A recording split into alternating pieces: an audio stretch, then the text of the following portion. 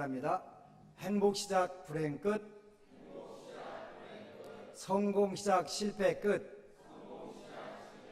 신신문에 오신 것을 환영합니다. 아미타불. 불자는 진리의 주인공이므로 항상 공양하고 보시하며 간탐심을 버리고 복덕의 문을 열며 공덕의 나무를 키우는 것이다. 특히 부처님의 법문에 공양하고 그 수행과 법이 널리 퍼지도록 하기 위해서 법공양을 해야 한다. 여러분들이 제일 쉽게 할 수 있는 법공양, 안심정사 생활법문 CD 갖다 나눠만 주면 돼요. 그지? 나눠만 주면 돼요.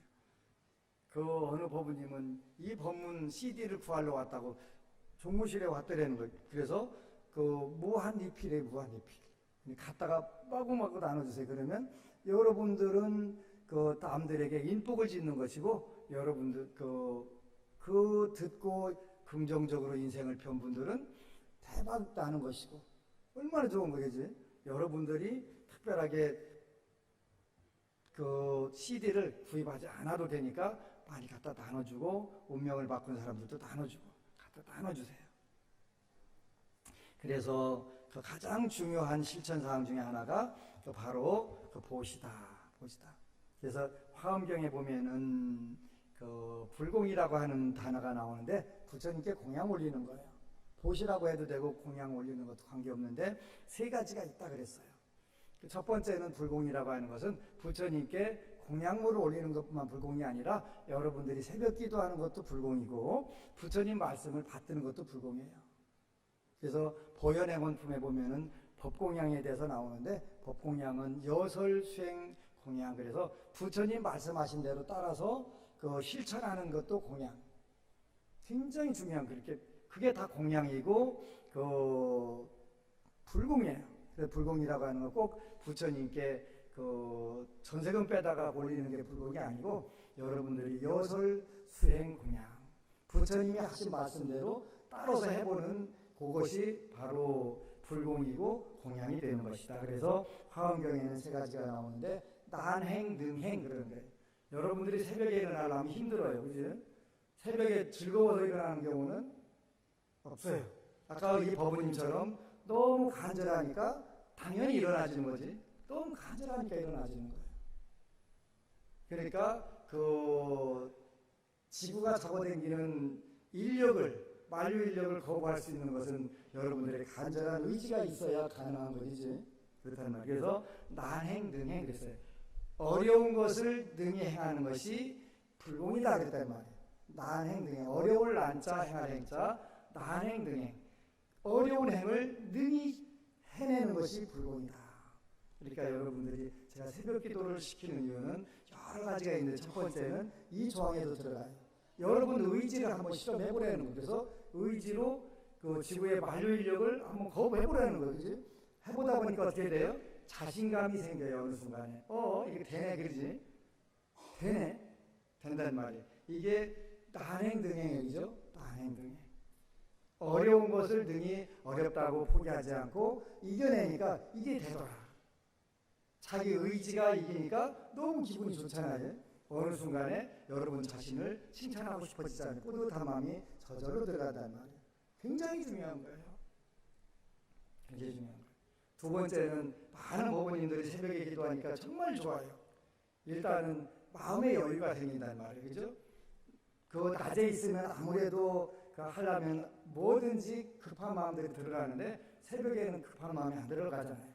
그러니까 마음의 여유도 생기고 하루가 길어지게 되고 기도의 집중도 잘 되고, 물론 우주의 기운이 그 인간을 깨우는, 인간에게 복을 주는 그 기운이 가장 왕성하게 도는 건 당연한 것이고, 그래서 여러분들이 난행, 능행, 불공이다. 어려운 것을 능히 행하는 불공, 정말 중요한 거예요. 그래서 여러분들이 의지가 굳어지니까 이제는 그게 습관이 된단 말이에요. 행복과 성공으로 이끌어가는 가장 좋은 습관 자체가 돼버리는 거지.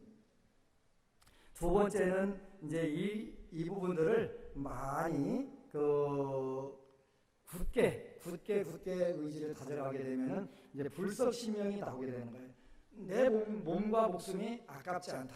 나는 진리에 헌신하겠다. 그런 마음들이 어느 순간 들 수 있어요. 여러분들이 그 생각이 안 들어도 관계없어요. 어느 때인가는 그 기회들이 오니까요. 그래서 당장에 나는 왜 그 단계까지 안 들어갈까? 안 들어갈 수도 있어요. 부처님은 삼아승기급을 수행을 하셨으니까 우리가 한 생에 이런 생각까지 들어간다면 무조건 보살도가 물을 이거 가는 거지. 두 번째는 불석, 아니 불자, 아까울 석자.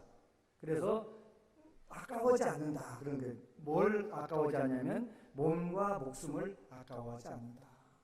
여러분들이 때로는 이런 특별한 인연이 만나면 몸과 목숨을 아깝지 않게 하는 그런 경우들이 돼요.